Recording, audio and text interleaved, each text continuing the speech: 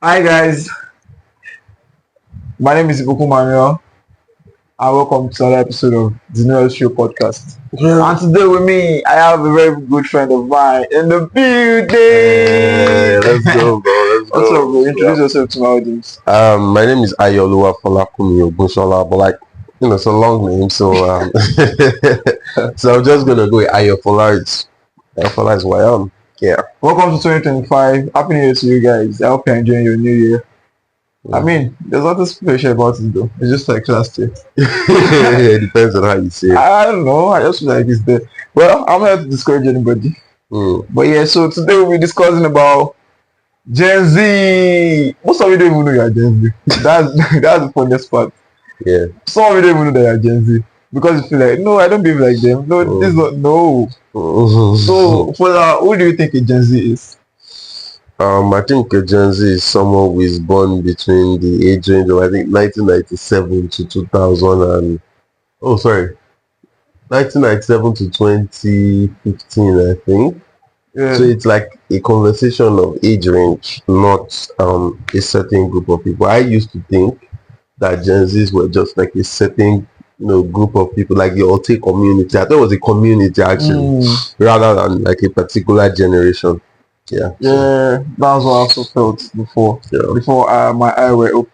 I don't used to claim I'm Gen Z to people. Why are you Gen Z? No, nah. Yeah, why did you? It was probably because of how they view them in the society. You get in the Nigerian society. Yeah, Nigerian society. Yeah. But when I now read, I had to read about it, and I saw that Gen Z actually from people born from 1997 to like 2012 or 15. Yeah. So I'm like, it's just this thing is my age range. Yeah. It's a matter of your behavior, your anything. Like I was saying before, like there's like a certain like behavioral characteristics that people generalize among young people, especially Gen Zs, right? And people feel like, oh, because you're a Gen Z, you behave bad, you're disrespectful, lazy, but it's wrong. Why do you think they are passive that way?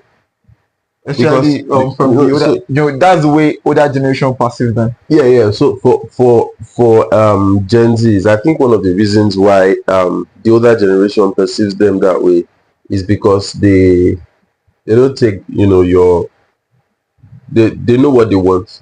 I reckon, yeah. Yeah, they're like practical. They don't take like the things that, like, if you allow me to use the word bullshit, that a lot of other generations take. They are more practical. So just like, this is what I want and this is what I'm going for. Yeah. There's nothing like, you have to also to do all these things. You have to calm. No, I know what I want. I don't have to go through the corners. I don't have to start zigzag. There's a road ahead of me that I can follow to attain or to achieve what I want. So why do you tell me to? Yeah, I feel you. And I think especially for me as a career person, one of the things I have noticed as a young person is that there's this subtle art of you having to like be extremely respectful in such a delusional way.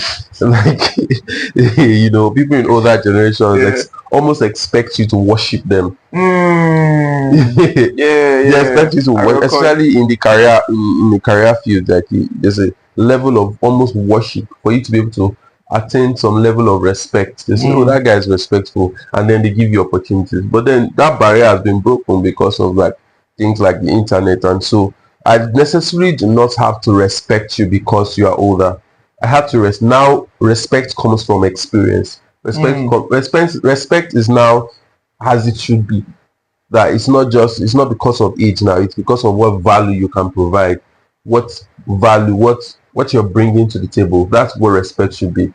But like, I think in the older generations expect Gen Zs to just respect them because of age, and that's a very delusional way to think, that I must respect you because of age. Now while it is okay that you show you how do I don't want to use the same respect for age now, but like, because there are a lot of old people that should not be respected. Now, why it doesn't dispute the fact that we should, to some extent, honor older people, but respect is not something I should be. I could like say, okay, this person is older than me, right?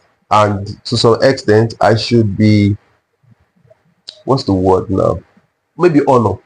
Okay. But does honor come with respect? That's a deep question to ask. Does honor really come with respect? So you're trying to say you're not respecting people because they're older than you? Yeah, I don't think I should respect people because they are older than me. I think that respect should come from a place of understanding that this person is worth it. Like this person has something to. But then it's also a question to ask in real terms, that should we really respect people based off of what they bring to the table? I feel that you are going back to the older generation, because what I feel is older generation are they want you to respect them, and when they tell people that boy is very respectful, is this, is that, it's because they are using you. That's what that's what I feel. Because if you stand your ground, probably you are greeting them in the morning when you see them, like normal proper Yoruba guy, Igbo guy, or you are saying good morning sir, you walk away, they are still not feeling the respect. But probably they are carrying load. Then so let me help you with that. Now they are using you. So to them that's respect. No. Do you get what I'm trying to say? You shouldn't come with, like, when you are using someone. You can respect someone that is not older than you. You can respect your mate. Can respect someone younger. Yeah, you can respect someone younger. Do you get? So that's what I'm saying. Like, this thing is very, well, I won't say it's very complex. So, but then I feel like where the misunderstanding is coming from is because Gen Z, like you said earlier, we know what we want. Yeah. We are telling, even to your parents, you are telling them, this is what I want, this is what I want to do it. Yeah. Gone are those days when you must be a medical doctor and a lawyer. Now Gen Zs, they want to do what they want, especially the generation after, is it Gen Alpha now? Yeah, those ones are level. So by the time they come, like, everybody knows what they want. It's like, oh, I don't want to be a doctor anymore. I want to be I want to study cybersecurity. I want to study this. They don't even know all these things. Yeah. But it's not a matter of support, because they see what internet has been doing and how people have been evolving with time. So that's what I feel. I think to a very large extent, I think there's a play of culture also in this conversation when it comes into respect and religion.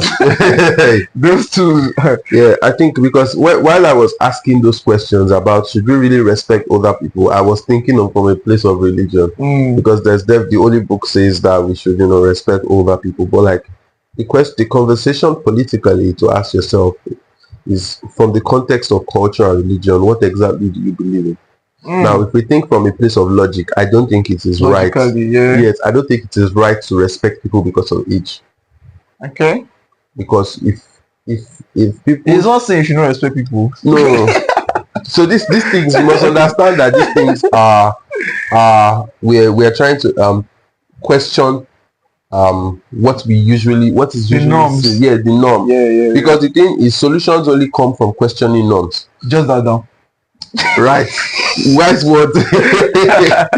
Solutions come from questioning norms. If we don't question norms, then we wouldn't be. And I feel that's what is unique about Gen Z. Yeah. They're not just following this set down rule. Why? Why? How? Yes, now. Why should I? Why? When I can? What are the alternatives? Yeah. Practically, if you think practical, like if you remove all your sentiments aside, I don't think it is a smart decision for you to, the idea of respect. If you understand what respect means, I don't think it's a smart decision to respect people based on age. So we will speaking more about respect. Yeah. Now the question is, why do you think older people perceive Gen Z as rude, as all those things? So I think that first of all, you must understand that Gen Z we were the first people, the first group of adults to grow up with technology. Yeah. Right. Yeah, and why older people think Gen Zs are rude is because they understand what they want. It's that it's still going back to that what they want. It's what they want, because the thing is, for example, I'm going to break this down into like a very simple form. So let's say you work at a firm, right? And your boss is, let's say, a millennial, say he's 43. Yeah. And you're 25, right? And so you so let's say you guys have like a financial, maybe you guys work in a financial firm, and so there is a way that you could actually calculate stuff using artificial intelligence. But like your boss wants you to use it by hand. Now, because you do not, now I'm not saying you should go against your boss, but because you do not use the hand method, but because like you do not use, the old method, of calculating, and your boss insists, but this is better. This is a better option. I'm not saying you should not respect your boss, Ejo. Respect your boss, but like there are a lot of like new stuff that you don't want to accept. Older people don't want to accept this. One. Two is that Gen Zs are coming from a place of exposure. We are exposed to the like literally global information, I was talking to a colleague of mine that our Gen Zs, like, we are not competing against our peers. We are competing at a global level, like with every person the whole world around the world. Like literally, if you're, let's say, at 26 or 24, right, you're not competing with just Gen Zs. You're competing with millennials in your country. I'm just going to come from the local older people. But now that was how it was. That was how it was before. That you're just competing at a local. Now the conversation is global. Because so you have to have information that is not just local, it's global. You have to read the news on a global level, understand what they are saying, what world leaders are saying, because you are thinking about what your colleagues in India, China, the US, as in Nigerian or Ghanaian, you are thinking about what. So you are speaking from a place of understanding. If you are woke in the real sense. Because I've been seeing a lot of posts that well, that's another conversation. That's another conversation. Being woke. Being woke doesn't necessarily mean that you are. The word is being misunderstood. That's it, and it's from the older generation. Because I feel like the thing is they don't expect you as a younger person to know more than them. And it doesn't make any sense. Why are you saying because I'm old? Because I'm young, I don't have to know what you know. And that's why I can't say for sure I'm reading news more than you do. I know what. You're just sitting there in front of NT. I'm on Twitter. Yes. Everything you are they are telling you by 7 o'clock in the night. I've seen it since morning. Clap. So now you are like you are just there. I'm telling you this happened. You're not even believing me because you've not seen anything news. Why? By 7 p.m. By 7 p.m. A lot of information, everything's like in the tip of our hands. Like I'm just doing like this and I'm seeing information. So now I don't want to use the word angry, but I'm still going to use it. They are angry that we know more than them. That's the fact. Because you're arguing with me. I'm telling you what is the real thing, but you're arguing because you feel like why should you know the answer? I mean, we predicted. Like at the age of like 15, I predicted artificial intelligence. Then with my siblings, then we all knew that this was going to come. We told them that every single work that we were going to redefine work. We literally said all these things that you are seeing. It was like a lot of Gen Zs were having it in their classrooms in SS1 and SS2. Everything that you are seeing now, the use of robots. I remember clearly, even my younger brother was one of the people that talked about like the robot industry and how it's going to evolve and how things are going to change, But like a lot of older people then thought these guys are spending so much time on their phones. All those things. See, being woke is global consciousness. Let's just leave that. Let's just put that. Being woke is global consciousness. A lot of people in the other generations are not woke. They're not woke, bro. And the misconception about always pressing phone and all of that. A lot of young people are not doing Yahoo. People are working on their system, on their phones, and they are making money. There's the crypto market. There are a lot of things that you could do online.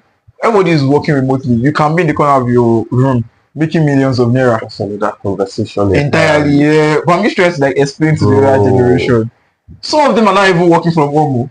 See, the thing is, they're not like trying to, the thing is they're trying to adapt to what is now going around. Existing. But still, in their subconsciousness, they don't want to admit that they are adapting to it. I mean, do you get? And I think it's coming from a place of pride. That what? In what sense? Okay, so it's like they don't want their pride to be tarnished. They are not working from. Like, so let me explain to you. So as you are now, we are Gen Z. We are not afraid of sharing any. We are not shying away from our responsibilities. Yeah. We are not afraid of anything. So you could just wake up and like, okay, I'm working from home today. Yeah. If your office, yeah, you are. So your office is agreeing to, you have an office, yeah? Yeah. But your office can actually agree to you to work from home. Yeah. Other people want that. Okay. But their pride, no allow them down. Why? Because they are not in support of it. Oh, okay. So that's another interesting point. Plot twist actually. COVID-19 changed a lot of things. God bless you. Right. Around the world, it changed a lot of things, and I'm glad. I won't say I'm glad because of COVID-19 because it killed a lot of people, but like, a lot of people, it helped a lot to explain what it means to. I mean, I started podcast in 2020. Imagine. So like, it helped a lot of people to understand what remote work means. I mean, like, I remember like then as a remote worker, you know, in at that time, if you tell them that you work from home, like if you want to rent an apartment, right, they would not like allow you because they said they can't allow that you work from. Where do you work? I work on my laptop. No, yeah, boy. They don't believe you. Yeah, you boy. know? So like I'm so happy that that's like changing. Yeah. That's like because I could tell like anyone now that I work from home, I work remotely. They are more interested in what you do now. Before it was just that whether you work, they don't want to hear you that, you know. So it meant then that we were living in much more expensive houses, houses that were not comfortable, or houses where people that were involved in cybercrime were living. You know, so it was definitely a very interesting plot twist with COVID-19. So you as a career person, yeah, because I know you are a career person, you met all this top older generation. You've had one-on-one conversations with them. What are the things you faced as a Gen Z? Like the problems, probably the stereotypes. I think there are a lot of stereotypes. First of all, I want to acknowledge that to an extent I've been, you know, a bit lucky. Okay. But then I've met a lot of also interesting people. Some of the older people that I have worked with in the past, some of them have been very, you know, receptive of the fact that working with young people. And I think that in a lot of the conversations that we have in my space, which is the development space, there's a lot of inclusion of young people. Although the conversations are there, like it's something I said, but the question is it happening?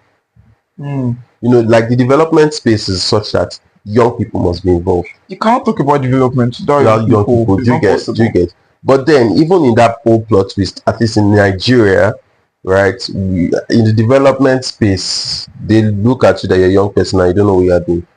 Like even when you know more than them. Even like you are more aware about like what is happening in line with the career. For example, I'm in the environmental space, in the development space. If you're wondering, is a co-founder of an organization that deals with thank you very much global warming stuff. Thank you very much. Thank you very much. Okay. Thank you so much. Moving on. So I think one of the things that I have had to deal with definitely in that regard would be that a lot of people before I even speak, they don't allow you to even speak. Like I remember being in a boardroom with some government officials, and when I walked in, everybody looked at me. They said, like, they looked at me like this, and then they continued their meeting, and I was literally one of the person they were expecting. But they didn't expect me to be that young. So like immediately I walked in, they looked around, then somebody came to meet me that what do I want? Wow. You know, and this was like a meeting that was going to like develop a project that we had created. Like we were the one that created that particular so like there are a lot of things that have happened, like people telling you like they are looking at you like what does you can see it on their you know the funny thing, it's very difficult as a young person in Nigeria, especially like in a space, because the development space also, it's filled a lot with older people. I mean, like the big developments. You know, in terms of in governments. How many times have you walked into a government facility in Nigeria and you see young workers? Mm. There's this general belief that younger people, they're not interested in working for government. That's They're a not lie. interested in politics. That's a lie. That's a lie. That's a lie. That is the belief of other people. Young people in Nigeria have created bigger political stance in this country, much more than the NSAS movement is a political move. That's one of the wokeness they don't like. It's a political move, and it's literally changed how police, to an extent. It changed how police brutality. It changed government. Yes, it did. It did create some. Yes, it did create some. To an extent, it did create like a very strong political movement in Nigeria, where at least governance, people respect the fact that to an extent, people, you know, our leaders are more conscious. They are, at least now they know that, like, with Twitter you can talk. They are almost every ministry. The Nigerian police force. Because that is just to tell you like how young people have created such a strong movement in Nigeria. But like for me, it hasn't been smooth though. I won't lie. It's just I feel like the other people want it to be done their way. You know, now with the availability of internet, it's very like easy to start a movement. I mean, it just took a tweet from I think Whiskey and Faust and all just to start this NSAS protest.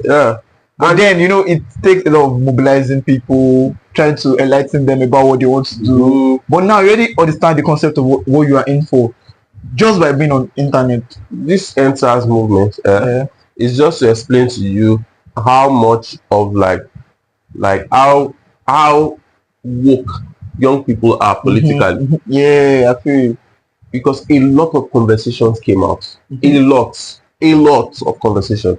And a lot of stuff has really come out. A lot of things. People are aware now that if they want to do something in this country, they can do it. Yes, that's the truth.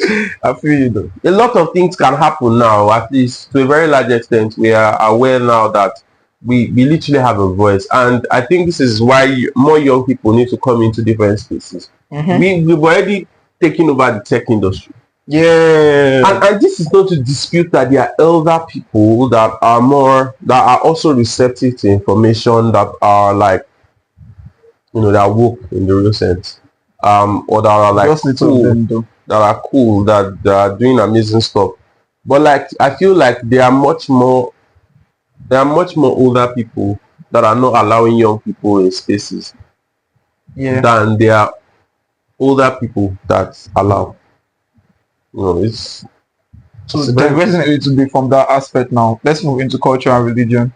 So there's a lot of understanding that the Gen Z generation are killing culture, they are killing beliefs. Do you think they're actually killing it, or they are finding a better alternative to if you remember when we were at this boot camp we did last year, advocacy boot camp. So Joachim said something about killing some cultures, and we all laughed about it. But in real sense, if you reason it deep down, there are some cultures that should be tarnished and that should be removed completely. So Gen Zs are actually working towards that, because there are some things that logically does not make sense. The act that there are some things that that doesn't make sense. So do you think they are trying to kill the culture, or they are looking for a better alternative? I think like I said earlier, I think that one interesting way to think about how what it means to be a Gen Z is to ask where they are coming from. Right? Ask where they are coming from. So for example, I was born in the year 2000, and this was when information like devices, technology pretty much came into Nigeria. Phones, all of that stuff. And so I literally grew up with technology, having a phone, having desktop, Microsoft desktop, learning how to type at like the age of 7 or 8. And this is and I was also doing school. And this is stuff that, for example, someone in the millennial at that particular age, where they were in their maybe 18s, 20s, but I was like 6 or 7 or 8. So it was new to them. It was that then it was their own latest iPhone. The idea of culture in itself, because of their access to information, has shaped how they perceive culture. And the thing about culture is a way of life, right? And so the thing is, they are able to pick what they feel is right in the context to the information that they have. Because, for example, let's say without the advent of technology, let's say you're an Igbo boy, and I'm a Yoruba boy. It's what I know about Yoruba and Igbo culture that I used to judge my lifestyle. But now, as a Yoruba boy, I have the access to the internet. I could learn about Jewish culture. I could learn about how that relates to the Yoruba culture. And so I'm able to now say, this makes sense in this culture, this is messed up in this culture. So they are able to like pick what is, what they find sane in 21st century world. So in some way, it's not like they are like destroying culture, like being Gen Zs, and it's a very wrong idea for you to think that it's a particular age range. This whole idea of Gen Z, blah blah blah, it's targeting a particular generation that has done nothing to them. Like, I feel like this is an agenda, actually, if you ask me. The idea that Gen Zs are this, Gen Zs are that, the whole idea of anyone in the real sense thinking that a particular generation's aim is to discredit culture is messed up. Right? This is messed up. The fact that we even have to have this conversation is messed up. It's messed up. Like the fact that a whole generation is categorized to have an agenda. Like the fact that they give birth to you within this age range, and people have a warped up idea about how you behave or how you are seen. It's totally insane. It's anyone who thinks that Gen Zs are like, who makes that general assumption, is narcissistic. I feel like it's coming from a place of let's say there are norms, like cultural norms, that are more practiced by a certain generation. The question, like for you, by example, this is not even coming. Like, okay, let's say normally you prostrate to greet your parents. Who does that? Okay.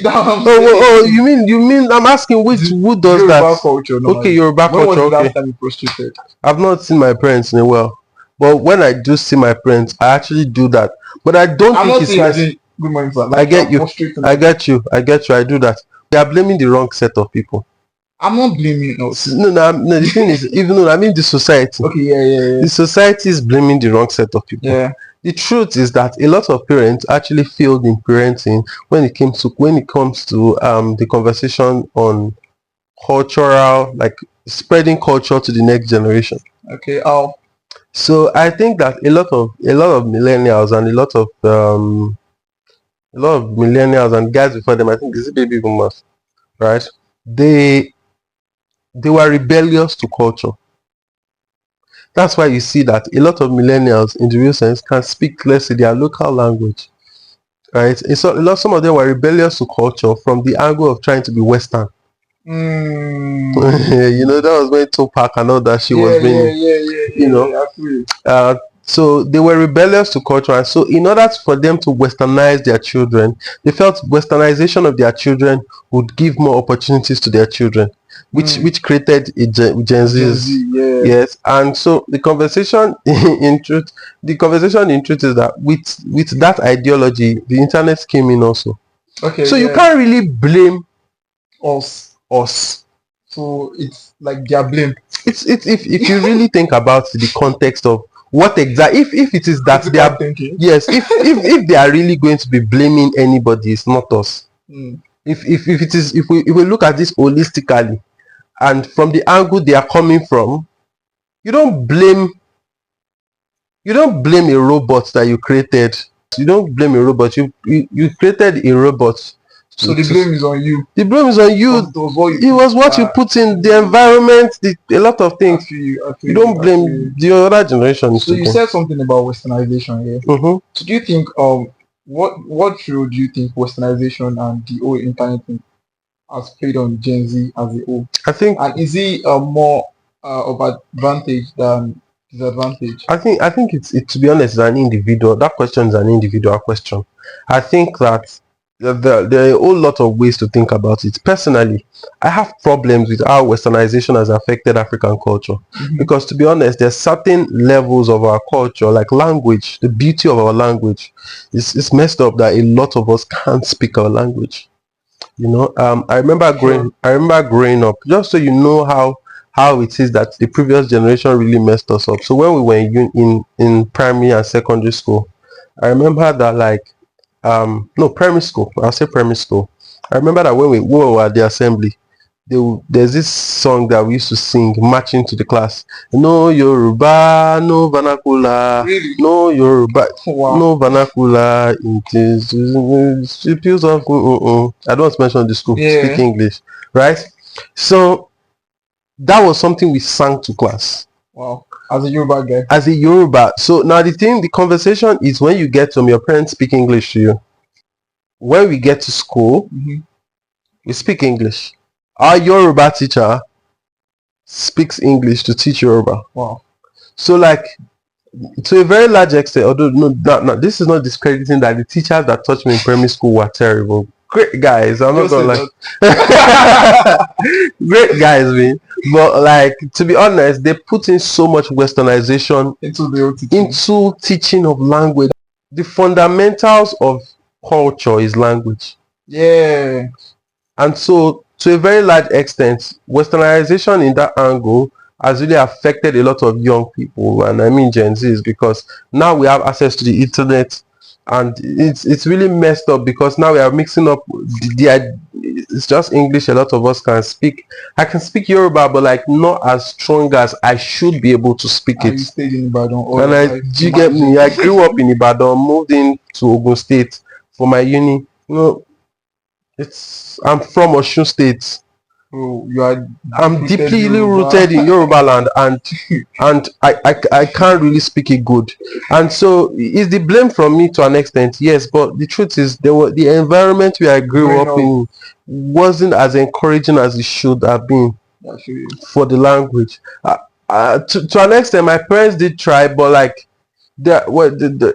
where we go to church, it's English. We're almost 80 to 90% of the places we were at was English, and my parents were they tried their best to do that, but, like, it was at some point it was really late. So still speaking on westernization, so let's say there's no westernization has not affected Nigeria as a country. So do you think the Gen Z in Nigeria at this point in time without westernization will still behave the way they are behaving? Is there anything wrong with how they are behaving? No, there's nothing wrong with that. We established that in the beginning of the podcast. Yes. I'm just saying, without westernization, we established that Gen Z is age range. 1997 to 2012. Yes. So let's say without westernization, yes. Are they still going to behave this way that they are behaving? I think that a lot of things will not really have changed. I think that there's a twist to it. Like I earlier said, there's a good side and a bad side. So what's the bad side? You've never mentioned any bad side. Now only good you see. Okay, so the bad side that I talked about was the fact that a lot of Gen Zs want to be, or not Gen Zs, like people in general. Let's not use Gen Zs now. People, right, want to look Western. Now, in a way, why do you think that is the thing? So I think that this is also from a neocolonialism aspect. The fact that, like, the Western world has portrayed themselves to be superior. Okay. And so because the idea is that, like, for example, the white man is the good. It's good to you get me. Like black sheep, you get me. Yeah. So, like, that idea messes with a lot of individuals' mind, and so they want to appear to be some sort like the white man. That's why you see that certain people try to do certain things in order to, like, gain attention, gain security over people. And I feel lots of Gen Zs, the Alte community, for example, is a very unique way of blending African style to make it look fashionable. The Alte community, these guys rock African designs, African prints. They um they have a particular kind of vibe, you know, mixing up even English words and all of that to make it look good. Even our Nigerian musicians, you know, a lot of them, the music that they sing, they infuse a lot of African clothing, the culture, the food, the lyrics too, and it is really changing how to be very honest with you, the Nigerian entertainment industry, far more than the government, has done more um um has done more good in terms of promoting African heritage and preserving the culture than the government. Yeah. So yeah, I was saying something about the whole westernization thing. Yeah, I kind of drift off. Yeah. So my question was, without westernization, Yeah, do you think Nigerian Gen Zs are still going to be who they are right now? I think to an extent. So if I was to make that conversation about myself, Yeah. like in relation to myself, I think that to an extent westernization definitely shaped A whole lot of us. a whole lot of us, to be honest. I mean, the song I just explained, you know, growing up hearing all of that, you know, it definitely has a toll on you, right? If and you need to, this is where social consciousness comes in. um I don't think we would be the same, if I'm to answer your question directly, without Western, because Westernization is closely tied. I feel like that's the whole topic. Yeah, it's closely tied into colonialism. It's closely tied into, you know, a lot of areas, and so I don't think we'll be the same. I think that obviously with the advent of the internet will be far better. Yeah. So we earlier on we spoke about government, but this question just popped in my head. So they said younger people are not interested in government, but something I believe is, even in the constitution of Nigeria, younger people are not allowed to rule. So I understand that some certain set of people in Abuja have now passed that younger people can now go for post and all of that.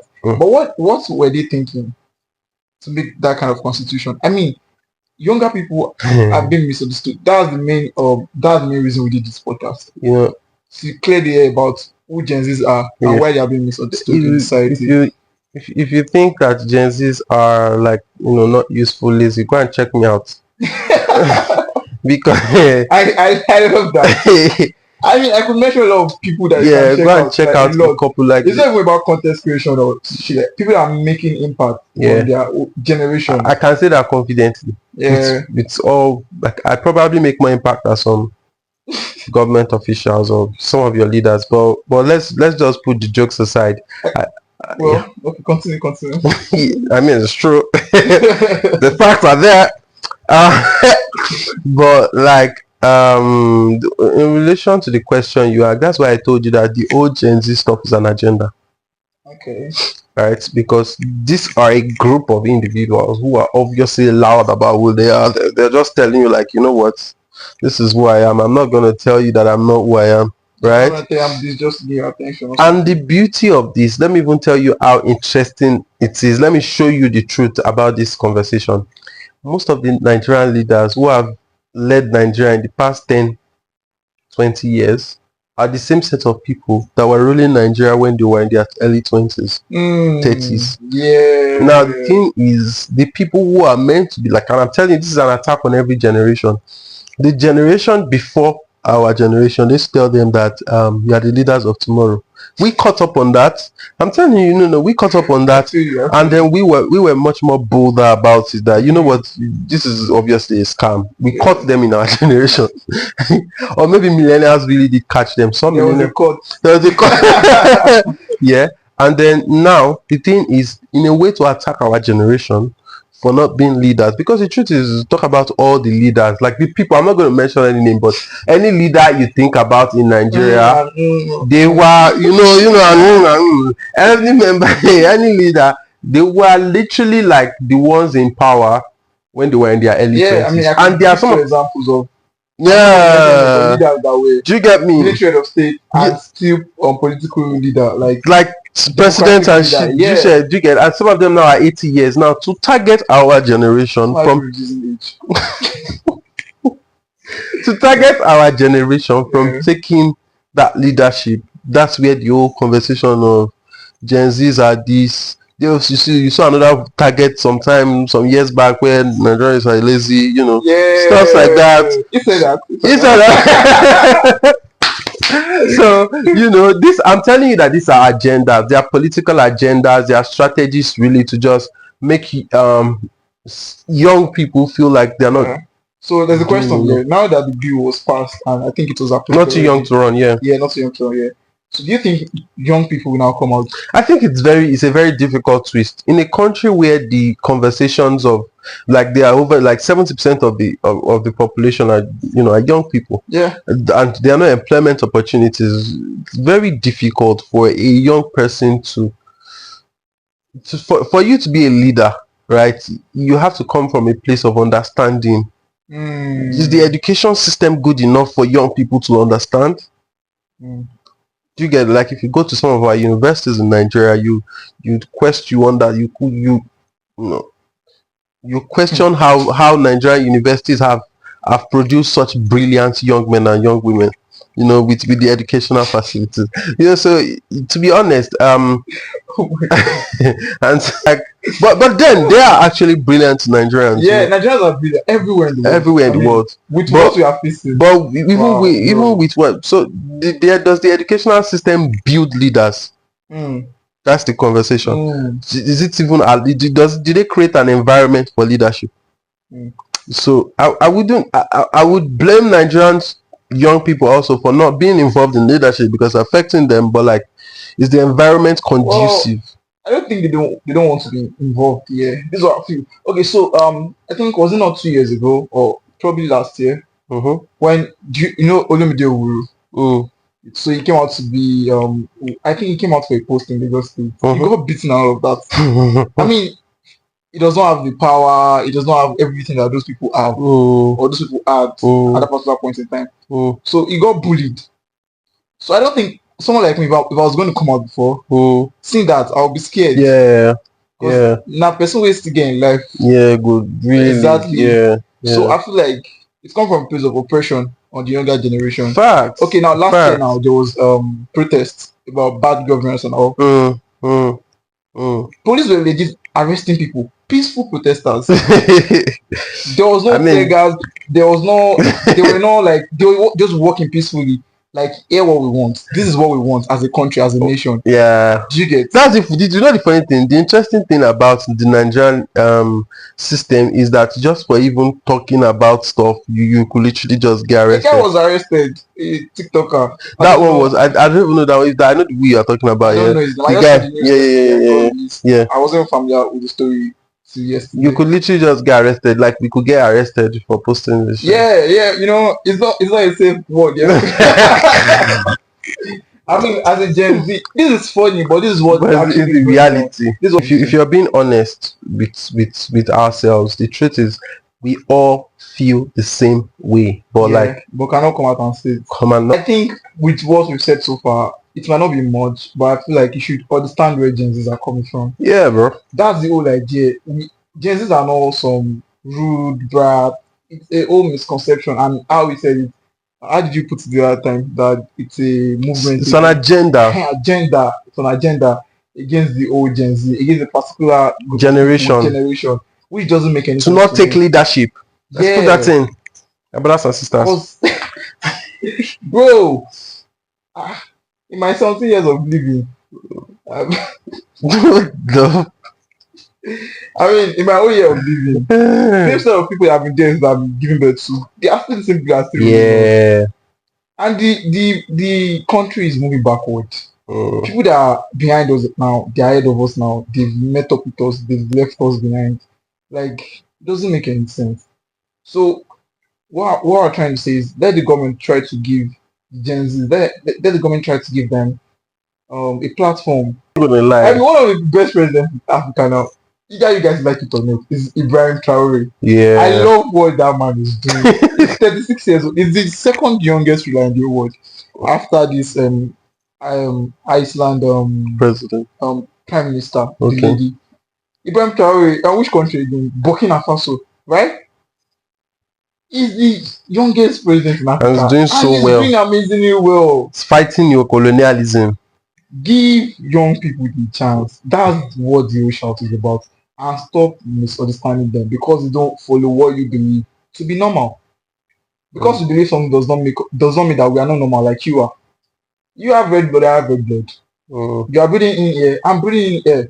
So this thing is a conversation of not to misunderstand the Gen Zs, and I think we're able to clear that to some certain extent, if not 100%. Yeah. And I really thank you for watching this episode of the NUEL Show podcast. And my G, thanks for coming, thanks for showing up, Thank you very much. Always very appreciate. So guys, check him out on Instagram. His name is AYOOLUWA _. Okay, AYOOLUWA_. Yeah, you know, I'm your humble host. Ibukun Manuel. This will be posted on YouTube, Spotify, and every streaming platform. Like, share, please, and please subscribe. Please. Subscribe. My brothers and sisters, please subscribe. Thank you very much. I love you. I'm going to see you next week. Mwah.